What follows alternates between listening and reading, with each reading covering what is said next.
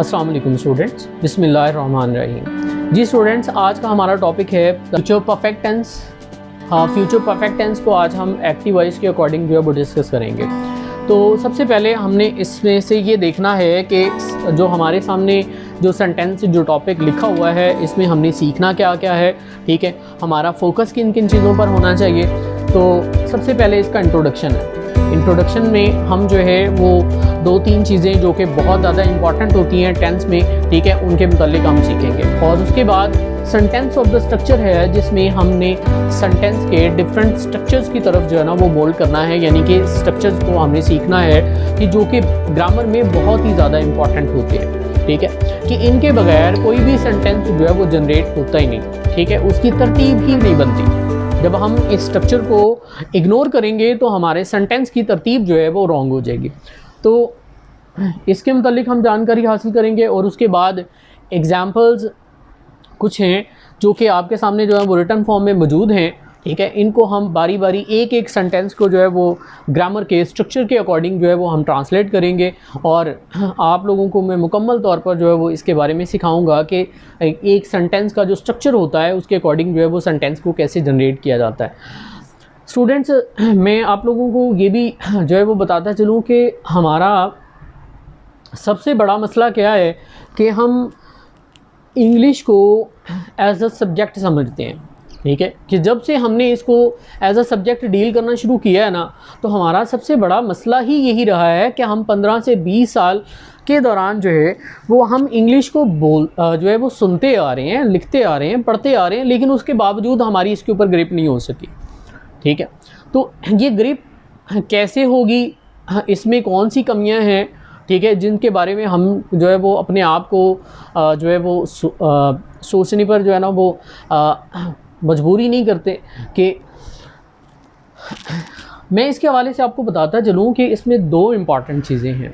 एक सेंटेंस का जो स्ट्रक्चर होता है जो ग्रामर के रिलेटेड होता है, ठीक है, दूसरी चीज़ उसमें वोकैबुलरी होती है। स्पोकन इंग्लिश के जो स्टूडेंट्स होते हैं ना, उनका सबसे बड़ा मसला क्या होता है कि वो उनके पास वोकैबुलरी भी होती है, उनके पास सेंटेंस के स्ट्रक्चर्स का सही इल्म भी मौजूद होता है, लेकिन यह है कि उन्होंने कभी अपनी उस इंग्लिश को यानी कि रूटीन लाइफ के अंदर जो है ना वो कभी शामिल ही नहीं किया होता, ठीक है। क्योंकि हम जो 15 से 20 साल जो है वो इंग्लिश को सीखने के बावजूद हम जो है वो बोल नहीं पाते। क्यों? इसकी वजह क्या है? इसकी वजह ये है कि हम जो है वो कुछ भी बोलने से पहले जो है ना हम जो है शाय फील कर जाते हैं किसी के सामने, ठीक है, जिसके साथ हम बात कर रहे होते हैं, शाय फील कर जाते हैं, पहली चीज़। दूसरी चीज़ ये है कि हम हेजिटेट जो है वो फील करते हैं कि अगर मैंने कुछ गलत बोल दिया तो मेरी तो इंसल्ट हो जाएगी, ठीक है। तो ऐसा नहीं होता, ठीक है। जब आप बोलना शुरू करेंगे तो स्टार्ट में कुछ गलतियाँ होंगी, ठीक है, लेकिन आहिस्ता आहिस्ता आप जो है वो गलत से सही की तरफ जो है वो अपने सफ़र को जारी रख सकेंगे, ठीक है। तो इसके ऊपर ग्रिप कैसे की जा सकती है, कैसे इसको जो है ना वो ओवरकम किया जा सकता है, कैसे इस मसले पर जो है वो काबू पाया जा सकता है। तो स्टूडेंट्स, ये देखें, एक छोटा सा सेंटेंस जब हम बोलते हैं ना तो उसमें हमारा माइंड जो है विद इन फ्यू मिनट्स तक सोचता है कि मैंने ये उर्दू का सेंटेंस जो अपने माइंड में सोचा है, इसको जब मैं इंग्लिश में जो ट्रांसलेट करूँगा, ठीक है, तो वो स्ट्रक्चर को ज़हन में रखते हुए करूँगा।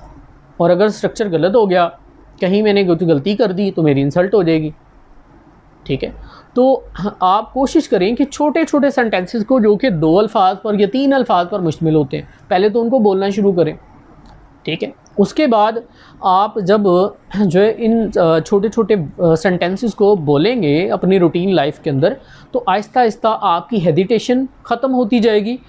आप जो है वो शाय फील नहीं करेंगे किसी के सामने, ठीक है। आप बोलते हुए गलतियों को जो है वो कम करते चले जाएंगे और आहिस्ता आहिस्ता जब आपकी ये ग्रिप जो है वो स्ट्रॉन्ग होती चली जाएगी तो आप जो है वो बड़े सेंटेंसेस की तरफ मोल्ड करें। आप जो है वो 5 से 6 वर्ड्स के सेंटेंसेस जो होते हैं, इसके अलावा जो है वो उससे ज़्यादा वर्ड्स वाले जो सेंटेंसेस होते हैं, ठीक है, आहिस्ता आहिस्ता उनको सोचते हुए, उनको ट्रांसलेट करते हुए उनको बोलते चले जाएं, ठीक है। तो इनकी प्रैक्टिस बहुत ज़रूरी है।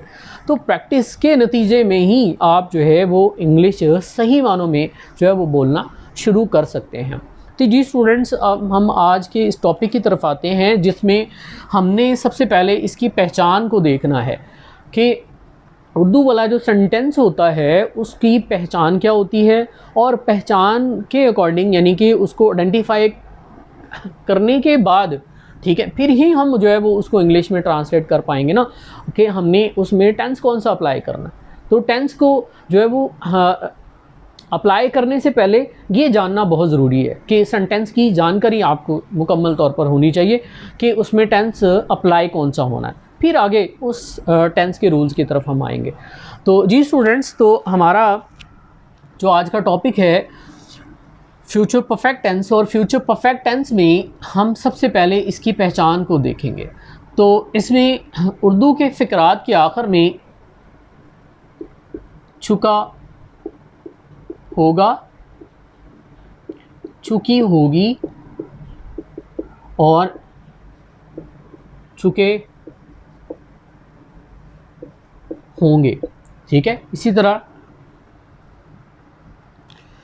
जी, तो उसके बाद इसमें अब हमें पहचान तो पता चल गई, ठीक है, कि पहचान ने हमें ये बताना है कि ये सेंटेंस जो आपके सामने मौजूद है या कोई भी सेंटेंस जो आप अपने माइंड के अंदर सोच रहे हैं, कि इसकी पहचान से आपको पता चलेगा कि इसमें आपने कौन सा टेंस अप्लाई करना है, और उसके बाद उस टेंस को सोचने के बाद, समझने के बाद कि इसमें ये वाला रूल अप्लाई होना है, ठीक है, ये वाले टेंस का रूल अप्लाई होना है। तो उस रूल के अकॉर्डिंग फिर दो इंपॉर्टेंट चीज़ें हमारे सामने आती हैं, एक तो है हेल्पिंग वर्ब और दूसरा वर्ब है, ठीक है। तो वर्ब में पहले हम हेल्पिंग वर्ब के ऊपर बात कर लेते हैं कि हेल्पिंग वर्ब जो होता है वो आपके उर्दू के फ़िक्रे के आखिर में जो पहचान होती है उसके अकॉर्डिंग होता है, ठीक है। यानी कि हेल्पिंग वर्ब हमें ये बताता है और वर्ब दोनों चीज़ें हमें बताएंगी कि इस सेंटेंस के अंदर जो रूल अप्लाई हुआ है वो कौन से टेंस का है, ठीक है। तो इसमें हेल्पिंग वर्ब जो हमने इस्तेमाल करना है वो है विल हैव और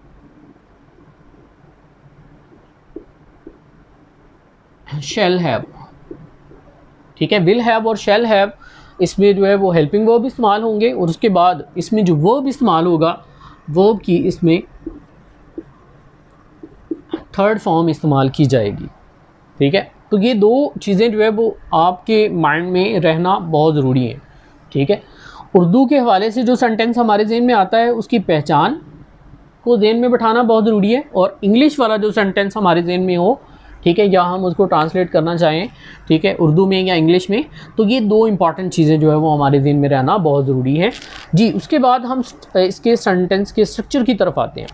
अब स्टूडेंट्स, इसमें हमने सेंटेंस के जितने भी स्ट्रक्चर बन सकते हैं कि एक तो होता है सिंपल, ठीक है, कि सिंपल में हम जो है ना वो सबसे पहले जब हम सेंटेंस को स्टार्ट करते हैं तो सबसे पहले हमने सब्जेक्ट लिखना होता है। सब्जेक्ट के बाद विल हैव या शैल हैव जो है वो हम इस्तेमाल करते हैं, ठीक है, और उसके बाद जो है वो थर्ड फॉर्म लगाते हैं। थर्ड फॉर्म के बाद हमने ऑब्जेक्ट लगाना होता है, ठीक है। ऑब्जेक्ट के बाद हम एंड पे फुल स्टॉप लगाकर सेंटेंस को कंप्लीट कर देते हैं।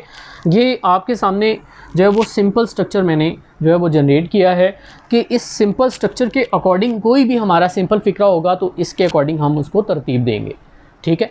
तो उसके बाद नेगेटिव सेंटेंस, आपके सामने ये जो सिंपल सेंटेंस लिखा हुआ है तो इसमें हेल्पिंग वर्ब के ऊपर गौर करें ज़रा कि हेल्पिंग वर्ब में जो है विल और शैल, विल हैव या शैल हैव, यानी कि विल या शैल के बाद आपने नॉट लगाना है और उसके बाद आपने हैव लगाना है, ठीक है। यानी कि हेल्पिंग वर्ब के दरमियान में आप नॉट लगाएंगे, ठीक है, तो वो सेंटेंस आपका नेगेटिव सेंस कन्वे करेगा, यानी कि वो नेगेटिव में चेंज हो जाएगा, ठीक है। तो इसमें सबसे पहले सब्जेक्ट, सब्जेक्ट के बाद जो है विल शैल के बाद नॉट है, और नॉट के बाद आप इसमें हैव लगाएंगे, और हैव के बाद आपने थर्ड फॉर्म लगानी है, और थर्ड फॉर्म के बाद ऑब्जेक्ट, और ऑब्जेक्ट के बाद आपने फुल स्टॉप लगाकर सेंटेंस स्ट्रक्चर को कंप्लीट कर देना है। जी स्टूडेंट्स, तो दो स्ट्रक्चर मैंने आपके सामने जो है वो अभी जनरेट किए हैं। इसके बाद तीसरा जो है वो इंट्रोगेटिव है, ठीक है। इंट्रोगेटिव स्ट्रक्चर में हम बात करेंगे कि जो सिंपल स्ट्रक्चर है और नेगेटिव स्ट्रक्चर है, इससे ये स्ट्रक्चर जो है यानी कि इंट्रोगेटिव स्ट्रक्चर किस तरह डिफ़र करता है, ठीक है, कि उन दोनों से कैसे मुख्तलिफ है। तो इसमें हमने ये करना होता है कि हमारे पास जो हेल्पिंग वर्ब होता है फ़िक्रे के अंदर, उसको हम फ़िक्रे के शुरू में ले आते हैं, यानी कि उसको स्टार्ट में लिख देते हैं। उसमें जो विल या शैल इस्तेमाल हुआ है उसको शुरू में लिखेंगे, ठीक है। और उसके बाद सब्जेक्ट आएगा।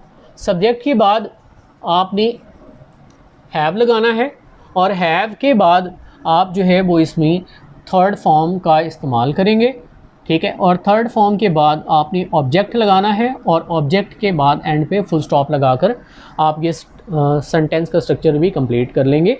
जी स्टूडेंट्स, तो आपने ख्याल रखना है कि इसमें जो है वो एंड पे जो क्वेश्चन मार्क लगाना है वो नहीं भूलना, ठीक है, क्योंकि क्वेश्चन मार्क ने ही आपको बताना है कि इस सेंटेंस के अंदर या इस स्ट्रक्चर के अंदर जो है दूसरे स्ट्रक्चर से यानी कि सिंपल और नेगेटिव से क्या चीज़ डिफरेंट है, ठीक है, कैसे ये डिफ़र करता है, ठीक है। ये क्वेश्चन मार्क आपको ये भी बताएगा कि इस सेंटेंस के अंदर सवाल पूछा गया है, ठीक है। उसके बाद डबल इंट्रोगेटिव की तरफ आते हैं। अब डबल इंट्रोगेटिव में हम सबसे पहले इसमें WH वर्ड ऐड करते हैं।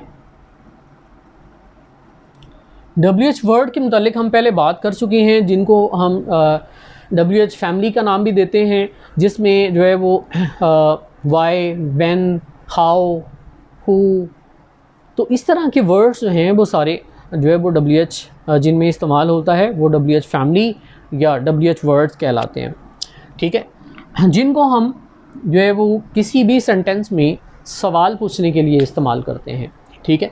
तो उसके बाद हेल्पिंग वर्ब विल या शैल ये शुरू में ही रहेगा। इन दोनों में से एक जो है वो शुरू में हम लगाएंगे, और उसके बाद हमने सब्जेक्ट लगाना है, और सब्जेक्ट के बाद जो है वो हैव का इस्तेमाल है।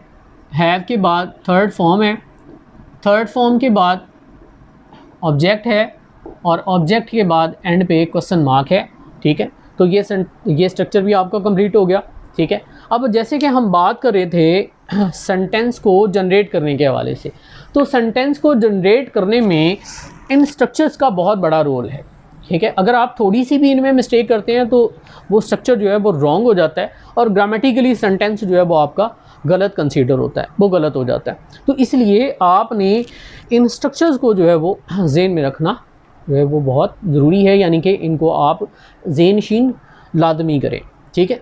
तो होता ये है कि अब स्टूडेंट्स क्या करते हैं कि जो है वो इनको रटा लगाना शुरू कर देते हैं, ठीक है, या जो है वो इनको जैसे किसी चीज़ को ज़ुबानी याद किया जाता है वैसे ही जो है वो इसको भी ज़ुबानी याद करना शुरू कर देते हैं। तो इनको याद नहीं किया जाता, ठीक है। इनको आप जितना प्रैक्टिस में लेके आएंगे, जितना आप सेंटेंसेस को जो है वो अपनी प्रैक्टिस में लेकर आते हैं, उतना ज़्यादा इनके ऊपर ग्रिप होती है, ठीक है।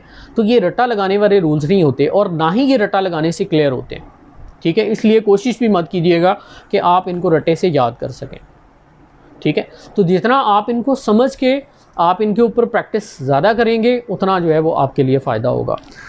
जी स्टूडेंट्स, तो उसके बाद है एग्जाम्पल्स, ठीक है।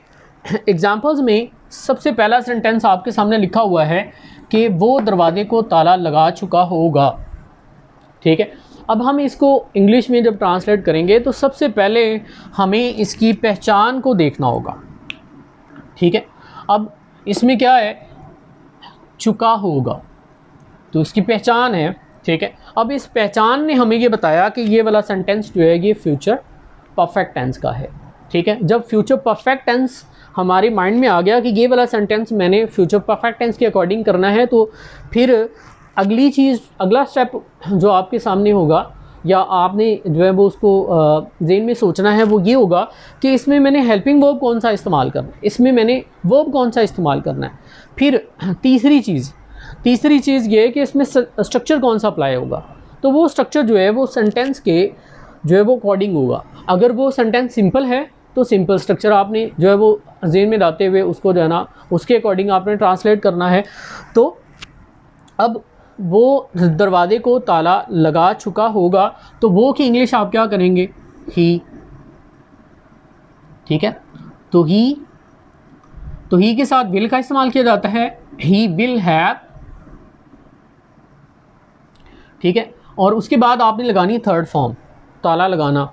लॉक होता है, ठीक है, फर्स्ट फॉर्म लॉक है, सेकंड फॉर्म जो है लॉक्ड। ठीक है, तो अब दरवाजे को ताला लगाना। अब ये दरवाज़ा जो है वो घर का ही होता है ना, तो इट्स मीन जो है कि घर को ताला लगाया जा रहा है। तो आप जब इसको ट्रांसलेट करेंगे तो he will have lock the house. ठीक है, तो आप अगर लॉक द हाउस लिख देंगे तो भी ये गलत नहीं होगा, अगर आप लॉक द डोर लिख देंगे तो भी ये गलत नहीं होगा। उसके बाद अगले सेंटेंस की तरफ आते हैं कि बागबान क्यारियाँ तैयार नहीं कर चुका होगा। अब इसमें एक वर्ड जो आ गया नहीं वाला, ठीक है, तो इसने हमें ये बताया कि इसमें सेंस जो है वो नेगेटिव है, तो ये सेंटेंस जो है वो नेगेटिव सेंस को मोल्ड कर रहा है। ठीक है, कि हमने इसमें नॉट लगाना है। उसके बाद आप इसमें से पहचान देखें, चुका होगा। अब चुका होगा आपको बता रहा है कि ये सेंटेंस जो है ये भी कौन सा है, फ्यूचर परफेक्ट टेंस का है, तो आपने इसके अकॉर्डिंग इसको ट्रांसलेट करना है। अब बागबान द गार्डनर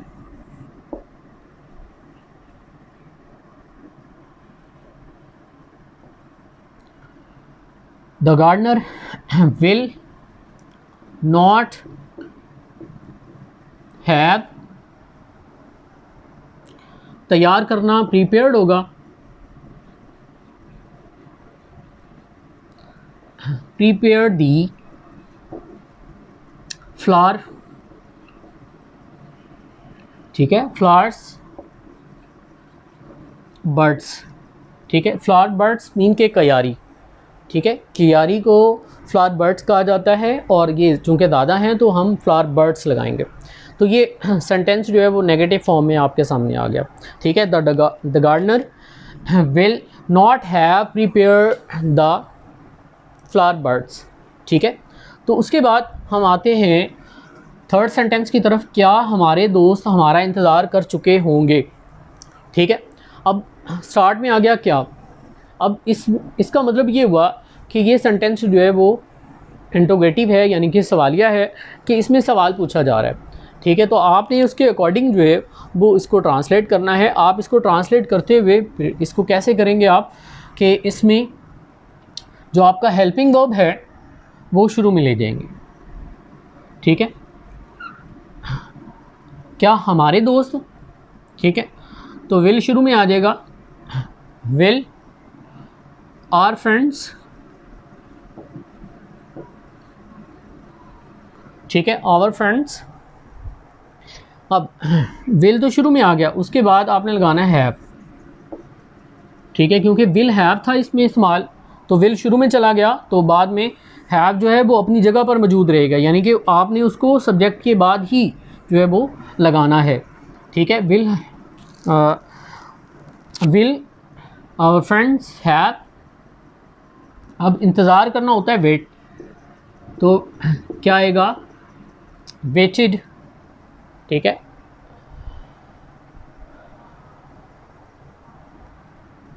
ठीक है, फॉर अस, हमारे लिए।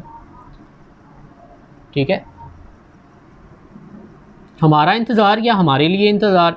ठीक है, तो फॉर अस इसके इंग्लिश करेंगे आप। ठीक है, और एंड पे आपने क्वेश्चन मार्क लगाना है। तो ये सेंटेंस आपका इंग्लिश में जो है वो ट्रांसलेट हो गया, यानी कि इसको इंटरोगेटिव फॉर्म में। तो उसके बाद अगला सेंटेंस जो कि नंबर 4 है, इसको हम जो है वो इंग्लिश में ट्रांसलेट करेंगे। तो चूँकि आपने यहाँ तक नोट कर लिया होगा, इसलिए जो है वो मैं इसको जो यहाँ से रिमूव कर रहा हूँ, ताकि हम दूसरे सेंटेंसेस को जो है वो उसको ट्रांसलेट कर सकें। और उसके बाद अगला सेंटेंस जो है, मैं जमात को इम्तिहान के बारे में सब कुछ बता चुका हूँगा। ठीक है, तो इसको हम ट्रांसलेट करेंगे। ठीक है, तो बताने वाला कौन है, मैं। लाइक दैट हम इसके लिए क्या यूज़ करेंगे, इसके लिए हम यूज़ करेंगे आई। ठीक है, तो आई विल हैव, ठीक है। अब बताना टोल्ड, तो आई विल हैव टोल्ड सब कुछ, एवरीथिंग, ठीक है, सब कुछ बता चुका हूँगा। तो पहले हम इसको ट्रांसलेट करेंगे, एवरी थिंग, ठीक है। I will have told everything, ठीक है, बताया किसको है, जमात को, ठीक है, टू द क्लास, ठीक है, किस चीज़ के बारे में, इम्तिहान के बारे में, अबाउट